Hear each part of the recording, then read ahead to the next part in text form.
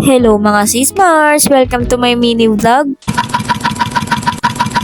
Samahan nyo nga pala kami sa panibagong araw ng buhay namin. Saktong alas 5 nga pala ng hapon ay sumasama na kami kay Daddy JP para magpakain ng alaga nilang manok. Pagkarating nga pala namin agad dito ay nakita ni Abby yung lagi niyang sinasakal na manok kaya agad-agad itong pinahuhuli sa akin. Kitang-kita talaga sa video kung paano niya pinapakuha sa amin yung manok. Na-trauma na talaga siguro yung manok kay Abby. Hindi naman talaga sinasaktan ni Abby yung mga alagang manok kundi talagang gusto lang niya itong binubuhat. Na kahit naman ako talagang nanay niya ay mahilig talaga ako sa mga alagang hayop katulad ng pusa at saka aso. Kahit naman ang daddy niya ay mahilig na din sa pag-aalaga ng mga hayop. Mana na talaga siguro ni Abby sa amin yung paghilig sa mga hayop. Naging libangan na din pala ni Daddy JP ang pag-aalaga ng manok na panabong. Lalong-lalo na ang pagpapalahi nito. Dahil nga sa patuloy na pagdami ng alagang manok ni Daddy JP ay lagi ko na siyang binibiro na sa susunod ay siya na ang hindi kakain. Iyon ay naging biroan lamang namin. Minsan nga ay sasama siya pag may nagsasabong dito sa kanila. Hindi nga pala lahat ng manok na ito ay kay Daddy JP. Ang ibang manok dito ay sa kanyang tatay, sa kanyang kuya at sa kanyang pinsan. Nag-aaya nga pala dyan si Abby umuwi kasi nauuho daw siya. Mamam daw, mamam. Kaya sabi ko sa kanyang daddy ay ako na lang ang kukuha para hindi na pabalik-balik si Abby. Ay sadyang mahilig talaga sa hayop itong bata na to oh. Sadyang pati talaga ako ay mahilig talaga sa mga hayop. Hugas na nga din pala ako ng kamay dyan kasi nga bibigyan ko ng tubig si Abby. Kitang kita sa video na uhaw ang batang maliit. Noong bago-bago pa nga lang mag-alaga ng manok si Daddy JP ay talagang naiinis ako sa kanya. Imbes kasi unahin na yung mahalagang bagay ay inuuna niya pa talaga yung manok. Hanggang sa umabot pa ako sa puntong para akong bata na pinagsisilusan ko yung manok. Dagdag na biro ko pa nga kay Daddy JP ay puro na lang siya manok, puro na lang manok, puro na lang manok. Kaya ang naging sagot ni Daddy JP ay kanya daw akong uunahin. Basta daw marunong akong tumilawak sa umaga. Kaya hinayaan ko na lang talaga si Daddy JP na mag-alaga ng manok. Dahil nakikita ko talaga na ito yung kanyang pinaglilibangan. At dahil tuwing tanghali na rin naman kami nagigising ni Abby at pinapakain na rin yung mga manok tuwing umaga. Bali sa maghapon ay 2 beses itong napapakain. Kaya talagang alagang-alaga ni Daddy JP ang kanyang mga manok. Ganyan lang naman palagi si Abby kapag sasama kami dito magpakain ng manok. Hindi naman siya mahirap alagaan dahil naglalaro naman ito mag-isa. Kaya nung may trabaho pa si Daddy JP, talagang di ako nahirapan mag-alaga kay Abby. Bigyan mo lang siya ng kanyang panonoorin ay talaga makakagawa ka na sa mga gawain mo. Kaso habang lumalaki nga pala ang mga bata, hindi nawawala ang pagiging makulit. Minsan din ay maipilit niya ang kanyang gusto pero sabihan mo lang siya ng no ay magtatampo na yan. At nakuha pa ang mangulangot ng bata. Thank you for watching mga sismars. Dito na lang. Bye bye!